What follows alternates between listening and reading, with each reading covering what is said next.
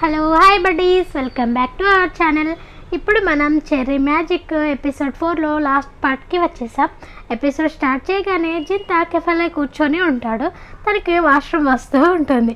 వెళ్ళామంటే సీట్ ఎక్కడ పోతుందో అని చెప్పి అక్కడే కూర్చొని ఇబ్బంది పడుతూ ఉంటాడు. అప్పుడే అక్కడికి మిన్ను వస్తాడు. మిన్ని అక్కడ చూడగానే జింతా మొహం వెలిగిపోతుంది. తన్ని అక్కడ ఉంచి వాష్రూమ్కి వెళ్ళి వస్తాడు. మాట్లాడుకుంటూ ఉండగా వెయిటర్ వచ్చి మిన్ని బయట వెయిట్ చేయమని చెప్తుంది. మిన్ లేస్తుంటే జింతా ఆపి తను నాతో వచ్చాడు, మీకు ఇది ఓకే కాకపోతే ఇలాంటి ఒక సెట్ తీసుకొని రండి అని చెప్పి ఆర్డర్ ఇస్తాడు. అది ఇప్పుడు మీకు ఓకే కదా, ఇప్పుడు తను మీ కస్టమర్ అని చెప్పని అంటాడు. సరే అని చెప్పి వెయిటర్ అక్కడి నుంచి వెళ్ళిపోతుంది. అప్పుడు మీరు నా కోసం ఇదంతా చేయాల్సిన అవసరం లేదు, నేను జస్ట్ ఆర్డర్ కోసం వచ్చాను, నేను ఎలాగో వెళ్ళిపోతాను, అయినా నాకు ఇలాంటివన్నీ అలవాటు అయిపోయాయిలే అని అంటాడు. దానికి జింతా అలా అనకు, అందరికీ ఎవరి వాల్యూ తనకి ఉంటుంది, నువ్వు రైడర్వి అయినప్పటికీ నువ్వు తన కస్టమర్ కోసమే వచ్చావు కదా, తను నీతో అలా మాట్లాడి ఉండకూడదు అని చెప్తాడు. వర్క్ చేసుకుందామని చెప్పి ల్యాప్టాప్ ఓపెన్ చేయగానే మిన్ వల్ల ఐడల్ ప్రోగ్రామ్ సౌండ్ వినిపిస్తుంది. అప్పుడు మిన్ అదిగో అదే నేను జాయిన్ అవ్వాలనుకుంటున్నా ఐడల్ ప్రోగ్రామ్ అని అంటాడు. దానికి జింతా తడబడుతూ అవునా, నేను కొంచెం రీసెర్చ్ చేస్తున్నాను నా కొత్త నావల్ కోసం అని చెప్తాడు. అవునా, చాలా గ్రేట్, అయితే దానికోసం ఏమనుకుంటున్నారు, బాగానే ఉందా అని చెప్పని అడుగుతాడు. దానికి జింతా అవును, దాంతో అందరూ కష్టపడుతున్నారు, కానీ అది చూడ్డానికి చాలా డిఫికల్ట్గా కనిపిస్తుంది.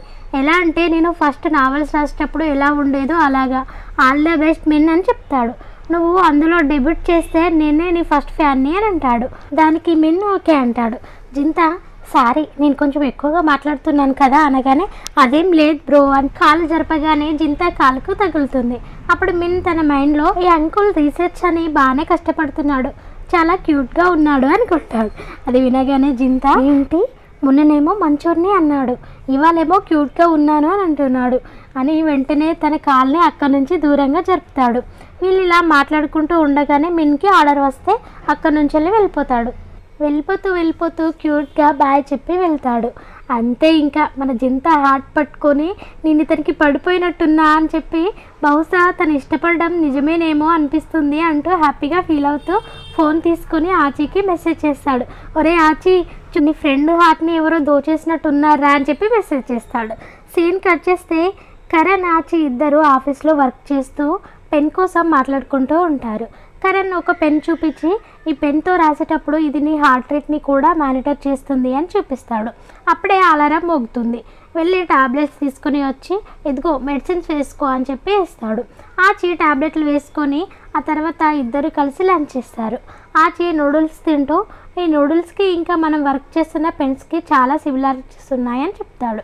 ఏంటవి అనగానే నూడిల్స్ చాలా పొడుగ్గా ఉండడం అని అంటాడు. ఏంటి జోకా అనగానే కాదు, మనం ఒక మంచి పెన్తో ఇలా లైన్స్ గీస్తుంటే అవి ఆ లైన్స్ అంతా ఈజీగా బ్రేక్ అవ్వదు, సేమ్ ఈ నూడిల్స్ లాగానే అని చెప్తుంది. దానికి కరణ్ బాగుంది, దీన్ని మనం సెల్లింగ్ పాయింట్లా కూడా వాడచ్చు అని చెప్పి ఇద్దరు ఒక టేబుల్ మీద పేపర్స్ అన్నీ పరిచే పెన్తో లైన్స్ గీస్తూ పరిగెడుతూ ఉంటారు. అప్పుడు ఇద్దరు ఒకరికొకరు తగలగానే ఒకరి కళ్ళల్లో ఒకరు చూసుకుంటూ కరణ్ తన మనసులో నేను ఎప్పుడూ అనుకోలేదు హాలిడేలో వర్క్ చేయడం నాకు ఇంత సంతోషాన్ని ఇస్తుందని అనుకుంటాడు. అది వినగానే ఆచి హ్యాపీగా ఫీల్ అవుతాడు. ఇద్దరు ఆఫీస్లో ఎంజాయ్ చేస్తూ ఉంటారు. కాసేపటికి ఆచి పడుకోగానే కరణ్ తన షర్ట్ తీసి ఆచీకి కప్పి ఆచిని ఫొటోస్ తీస్తాడు. సీన్ కట్ చేస్తే మార్నింగ్ అవుతుంది. ఆచి లేచి వర్క్ చేస్తున్న కరణ్ని చూసి నేను ఇంతవరకు కరణ్ లాంటి టాలెంటెడ్ అండ్ డెడికేటెడ్ పర్సన్ని ఎప్పుడు చూడలేదు అని అనుకుంటాడు. కరణ్ ఆచిని చూసి దగ్గరికి వచ్చి నీకు ఇప్పుడు బాగానే ఉందా అని చెప్పని అడుగుతాడు. ఆచి అనగానే ప్రజెంటేషన్ రెడీ అయింది అని చెప్పి చూపిస్తాడు. ఆచి వావ్ చాలా బాగుంది అని చెప్పి తన మనసులో ఏదేమైనా నేను కరణ్ తన లైఫ్లో సక్సెస్ అవ్వడం చూడాలి అనుకుంటున్నాను, తను నన్ను కాకుండా వేరే వాళ్ళని ఇష్టపడ్డా సరే, ఎందుకంటే తను దానికి అర్హుడు అని అనుకుంటాడు. కరణ్ పెన్ తీసి ఆ ప్రజెంటేషన్ మీద ఆచి పేరు రాస్తాడు. ఆచి తీసుకొని కరణ్ పేరు రాస్తాడు. అప్పుడు ఇద్దరు ఒకరి కళ్ళలోకి ఒకరు చూసుకుంటారు. అలా చూసుకోగానే ఆచికి హార్ట్ బీట్ పెరిగి ఆ పెన్లో అలారం మోగుతూ ఉంటుంది. అప్పుడే అక్కడికి రాక్ ఇంకా పాయ్ అక్కడికి వచ్చి ఏంటా సౌండ్, ఏదో ఫైర్ అలారం లాగా వస్తుంది అని అంటాడు. వాళ్ళని చూడగానే పెన్ని పడేసి ఇద్దరు షాక్ అయ్యి ఏంటి ఇలా వచ్చారు అని చెప్పని అడుగుతారు. మాకు తెలుసు మీరిద్దరూ హాలిడేలో కూడా వర్క్ చేస్తున్నారని, అందుకే మేము కూడా మీకు హెల్ప్ చేద్దామని వచ్చేసామని చెప్తారు. అప్పుడే అక్కడికి టీమ్ లీడర్ కూడా రావడం చూసి రాక్, ఓ సీనియర్, మీరు బీచ్కి వెళ్ళట్లేదా అని చెప్పని అడుగుతాడు. లేదు వెళ్ళట్లేదు, నాకు వర్క్ అంటే అదేమంత ఇంపార్టెంట్ కాదు అని అంటుంది. అప్పుడు ఏంటి నిజమా అని చెప్పని అంటాడు. అప్పుడు టీమ్ లీడర్ ఏడుస్తూ వాడు నన్ను వదిలేశాడు అని చెప్పి చెప్తుంది. దాంతో రాక్ ఇంకా పై వెళ్ళి తన్ని హక్ చేసుకుంటారు. ఆచి ఏం పర్లేదు, అయినా నీకు మేమంతా ఉన్నాం కదా అని అంటాడు. కరణ్, అయినా మనం అందరం ఇక్కడే ఉన్నాం కదా, మన అందరం సెలబ్రేట్ చేసుకుంటే ఎలా ఉంటుంది అని అంటాడు. అందరూ సరే అని చెప్పి చిన్నగా పూజ చేసి సీనియర్ అందరికీ థ్యాంక్ యూ సో మచ్. మీకు తెలుసా ఇక్కడ ఎంత కష్టంగా ఉన్నా నిన్ను 2 ఇయర్స్గా ఇక్కడ కట్టిపడేసింది ఏంటో తెలుసా? మీలాంటి లవ్లీ జూనియర్స్. ఒకవేళ నేను talented hard working super mans ఇలా వాళ్ళని నేను ఎంతమందిని కోరుకున్నా ఇక్కడ కనుక్కోలేను. కానీ జూనియర్స్ సీనియర్స్ మధ్య ఉండే లవ్ అండ్ రిలేషన్షిప్ ఓన్లీ ఎక్కడ మాత్రమే దొరుకుతుంది. నాకు మిమ్మల్ని కలవడం, మీతో కలిసి వర్క్ చేస్తున్నందుకు నాకు చాలా హ్యాపీగా ఉంది అని చెప్తుంది. దానికి కరణ్, మీకు కూడా చాలా థ్యాంక్స్, మీరు ఎప్పుడు మాకు హెల్ప్ చేస్తూనే ఉంటారు అని చెప్తాడు. అప్పుడు పై చూసారా, మీరు మీ ప్రేమంతా ఇలా మాకే ఇచ్చేస్తే ఇంకా అతనికి ఇవ్వడానికి ఏముంటుంది మీ దగ్గర అని చెప్పని ఉంటుంది. దాంతో సీనియర్, నోరు మూసుకో, మళ్ళీ దాని గురించి గుర్తు చేయకు అని చెప్పి అదంతా సరే కానీ మీరిద్దరు ఎందుకు కలిసి వచ్చారు? జాగ్రత్త, దయ్యాలు మిమ్మల్ని దగ్గరికి నెట్టేస్తాయి అని అంటాడు. అప్పుడు పై దయ్యాలు అవసరం లేదు, వీడిని నేనే నెట్టేస్తానని చెప్పి నెట్టేస్తుంది. దాంతో రాక్ పైకి కలర్ పూస్తాడు. ఇద్దరు అలా గొడవ పడుతూ ఉంటారు. కరణ్ మెల్లిగా ఆచికి పూస్తూ ఉంటాడు. చాలా క్యూట్గా ఉన్నాడు, ఇతనికి పడిపోకుండా నేను ఉండలేను అని చెప్పి తన మనసులో అనుకుంటాడు. అది వినిపించగానే ఆచి కరణ్ని ప్రేమగా చూస్తూ నవ్వుతాడు. వాళ్ళిద్దరిని అలా చూసిన పై గట్టిగా అరచి అక్కడి నుంచి పరిగెత్తుకుంటూ వెళ్ళిపోతుంది.